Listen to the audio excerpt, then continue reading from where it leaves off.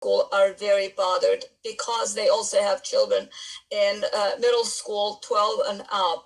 And parents, just today, an hour ago, I had a meeting with them. They asked me to deliver this to all the teachers and union members that they are taking their kids out of their middle school. They care for their education, but they said, quote, they don't want us, our children to be guinea pigs and rats for experiments. So that's number one, how to involve those parents and how to make them be another power force to convince the district that whatever they're doing is wrong.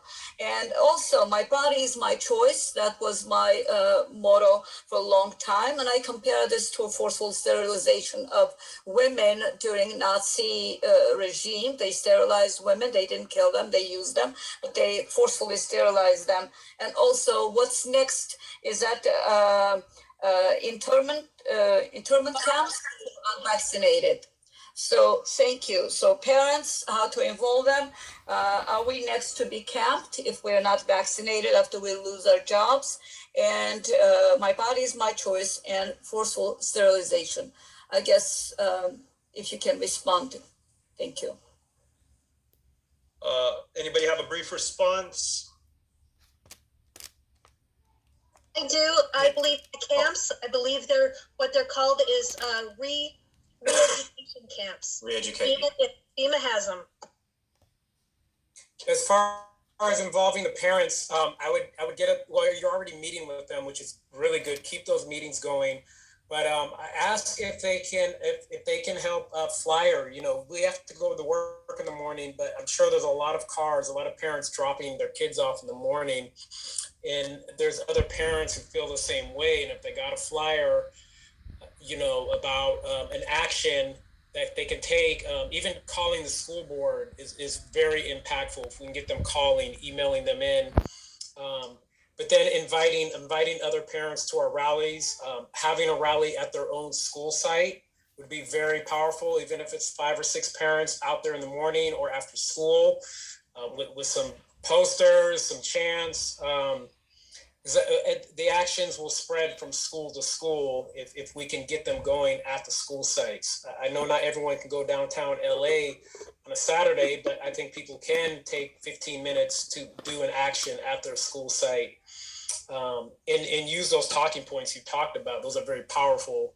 I've actually never even heard it put that way. But yeah, I just keep meeting with them and get them calling in. And if best case scenario, they can leaflet and rally outside your school. Sonny, I just want to acknowledge a comment. Linda in the chat just wrote, I was a graphic artist before I became a substitute teacher. I'm the communications director for the substitute committee of UTLA. She produces the newsletter. So in terms of beefing up the graphic designs, Linda, I urge you to connect with Sonny or Eric, anyone else working on these initiatives. Linda, can you put your email in the chat or send it to me? All right, we're going to move on to one more comment, and then we got to move on to the next agenda item. So again, sorry for those of you who have had your hand up. We just don't have enough time, but save your questions. There will be a question and comment section at the end. Linda Luna, go ahead, 1 minute. So I think it's important to distinguish between two completely different things. There's the lawsuit that is against the whole COVID agenda, and then there's a lawsuit for those that have reasonable accommodations. I was at the lawyer meeting, was it yesterday morning? And that was an important point that John was making.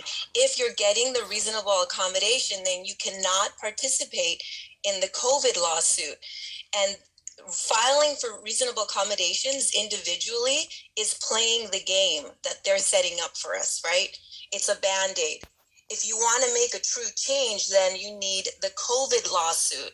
And I really hope you guys clarify that difference, because there's a lot of confusion in the chat regarding that. The temporary restraining order that can be filed so that this stops immediately can only be filed if we do the 75,000 initiated COVID lawsuit. And I really hope you guys clarify that, because that people are going to start leaving towards the end of the meeting, and we need to figure out which way we're going to go with that.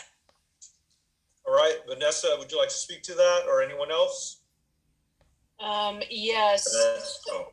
Yeah, I mean, you're exactly right, and I really appreciate you bringing that up. So I know that to get help with the religious exemption and the reasonable accommodations, it's going to be a $500 fee for you.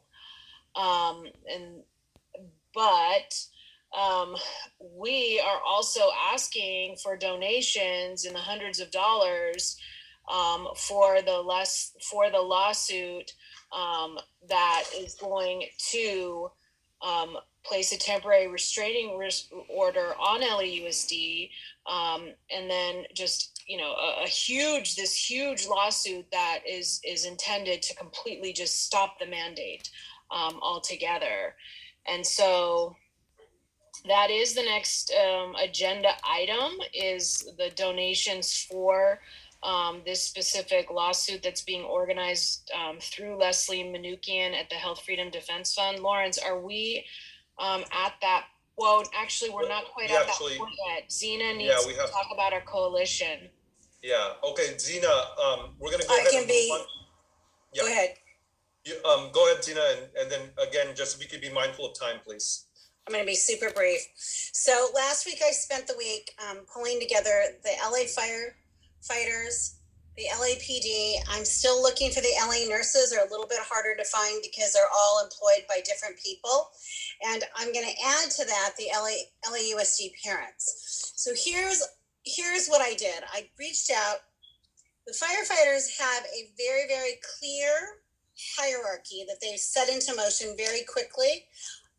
We had a meeting with Rick Tangway.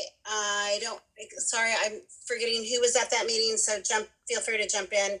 So the idea is each group of people, the firefighters, the police, ourselves, and hopefully nurses, who are all skilled essential workers, we cannot be replaced on a dime, all come together as a coalition, not as one organization, separate organizations who stand side by side. So the firefighters are on their trajectory. They are organized of their own accord. They have their own energy moving them forward. Same with the police, same with us, same with the nurses. The idea is that then you have a very solid table, right? You have a table, and when somebody goes out to do something, say you have to pack a courtroom, firefighters need to pack a courtroom, they turn around and they say, hey, we got educators in the house and we have the police in the house. But again, everybody retains their own autonomy. I would add then to that the fact that because I've talked with the LA components, not the county components, that's a little bit harder to bring into this group or bring into a coalition because of the distance between county workers. We now can also go to those groups and say, who of your membership are LAUSD parents? Because now we have a built-in group of people that we know don't believe in the shots and know that are going to push back for their kids as well. So it's a group that's already ready-made. It's shovel ready, right? But I think what I'm hearing with parents also is they're going to need a landing place. So we can't just tell people join in. Like, we have to somehow create a landing place for them to be in communication. And I think the first start is to go again to call from our group, call from the LAPD, call from the LA firefighters, and find out who are parents of LA Unified kids. And that's it.